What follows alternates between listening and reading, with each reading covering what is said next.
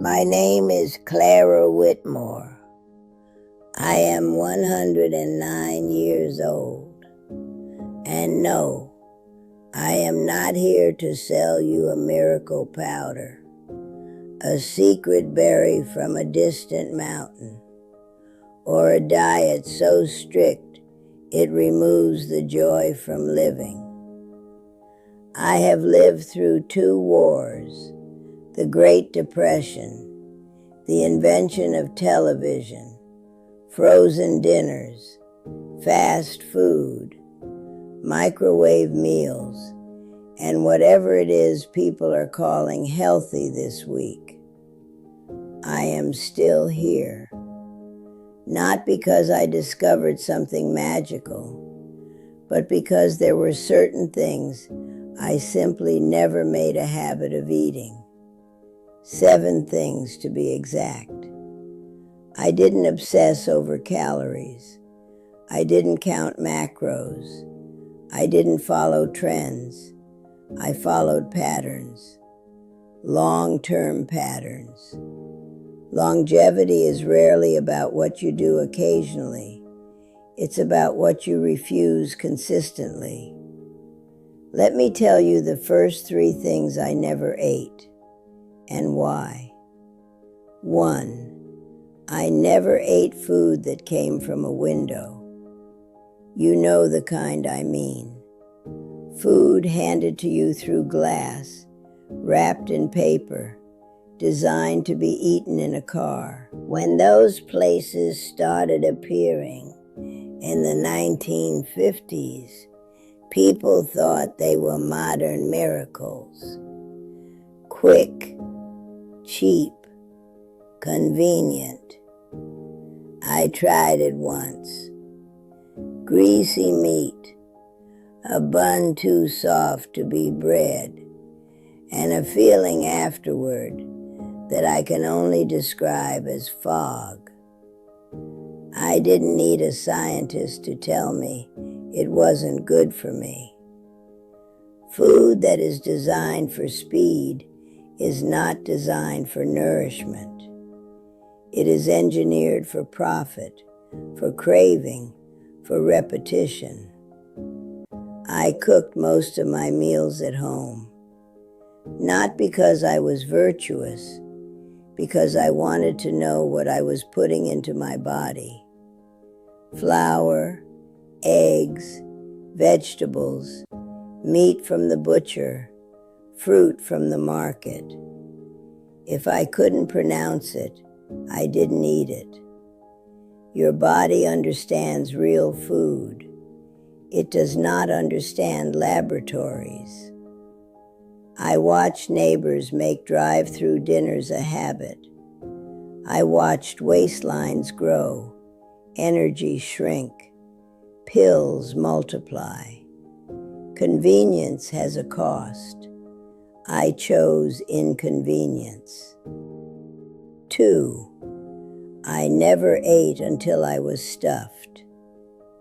This one surprises people. I grew up in the 1920s.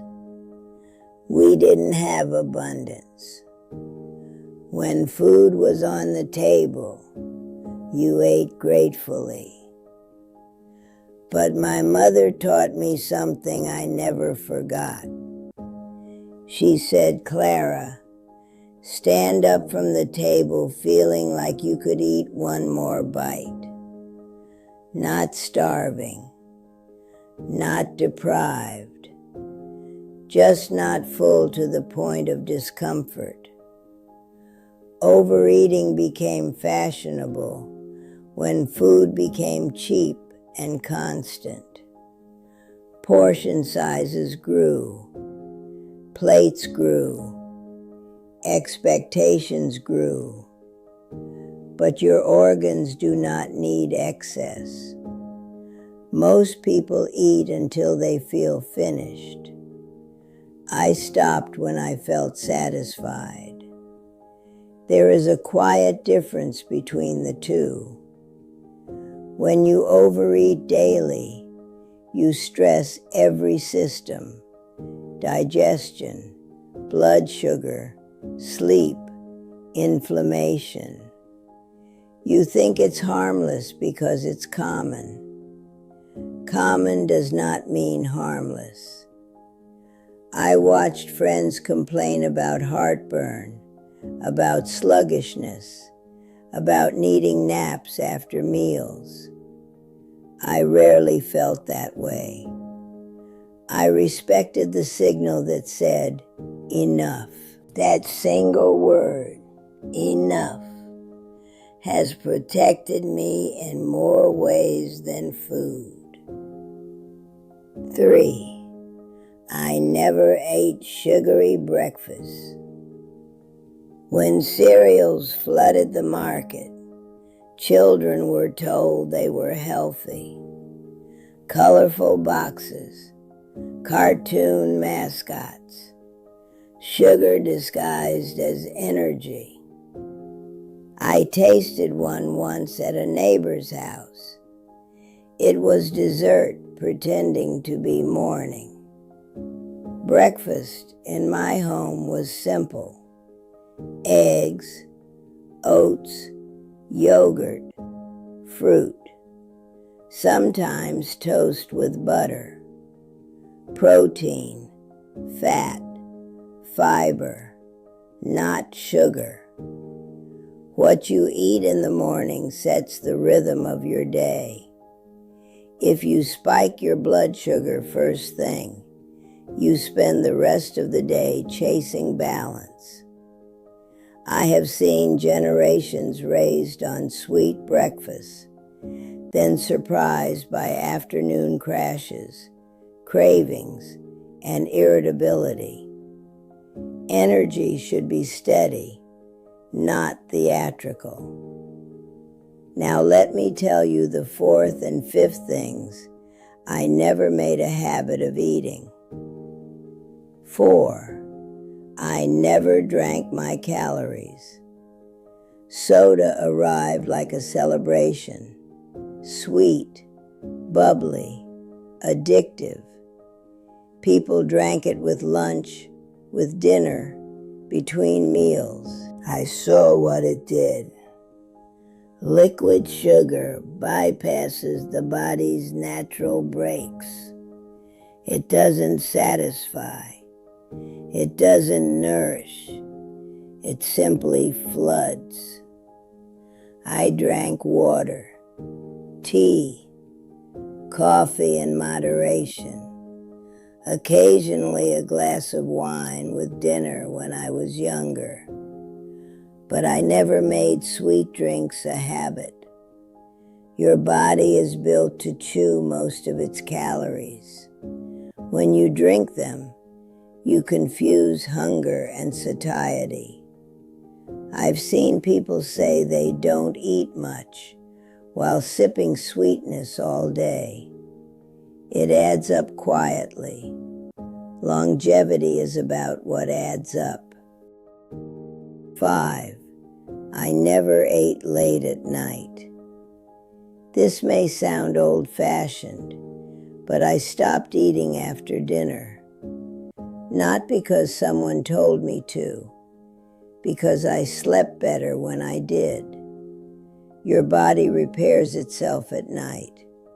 It doesn't need to digest at the same time. Midnight snacks became common when television stayed on later and lives became busier. But I treated nighttime like a closing ceremony. The kitchen closed after dinner. I noticed I woke clearer, lighter, more rested. Sleep is the foundation of health. Late eating interferes with it more than most people realize. Now I want to be honest with you. I did not live perfectly. I ate pie at holidays. I enjoyed chocolate. I had Sunday roast and birthday cake. I did not fear food. I respected it. The difference between indulgence and habit is frequency. What you do daily shapes you. What you do occasionally adds flavor. There is another thing I want you to understand. None of these choices were extreme at the time. They were ordinary. That is why they worked. Extreme diets burn out. Ordinary discipline endures. I never chased trends. I watched them come and go. Low fat, no fat. High carb, no carb. Every decade offered a new villain and a new savior. The body does not change that quickly. What has always been true is this: real food, moderate portions, stable blood sugar, good sleep. I did not learn this from influencers. I learned it from paying attention. When I felt good, I repeated the behavior. When I felt unwell, I adjusted. At 109, I can tell you that the body keeps score. You may not feel the consequences at 30 or even 50, but by 80, you see clearly who respected their metabolism and who treated it like a trash bin. And here is something most people don't want to hear. You cannot out-exercise a poor diet. Movement matters deeply. I walk daily for decades, but food is the material your cells are built from. If the material is poor, the structure weakens. I am not thin because of vanity. I am steady because of restraint. Restraint is not deprivation. It is choosing longevity over impulse. In part 2, I will tell you the final 2 things I never ate regularly, the ones people defend most passionately today, and why I believe avoiding them protected my heart, my brain, and my independence well into my hundreds. If this challenged you, good. Longevity begins with questioning habits you've accepted as normal. Now let me tell you the final 2 things I never made a habit of eating. These are the ones people defend most strongly. I never relied on diet or processed health foods. When low-fat and light products became popular, many of my friends filled their kitchens with them. Fat-free cookies, artificial sweeteners, margarine instead of butter, packaged meals labeled healthy. I watched carefully. Most of those products replaced natural ingredients with sugar, chemicals, or additives designed to improve texture and shelf life. They promised health, but often delivered confusion to the body. I chose simplicity instead. Real butter in small amounts, real yogurt, real meat, real vegetables, olive oil, eggs, foods with short ingredient lists and familiar names. I was never afraid of natural fat. I was cautious of anything that required a factory to exist. The body understands food that resembles what it has known for centuries. It struggles with constant industrial modification. I didn't chase trends. Every decade announced a new dietary villain: fat, carbs, salt. But what stayed true was this: whole food in reasonable portions rarely harms you. Longevity favors consistency, not extremes. 7. I never ate to escape my emotions.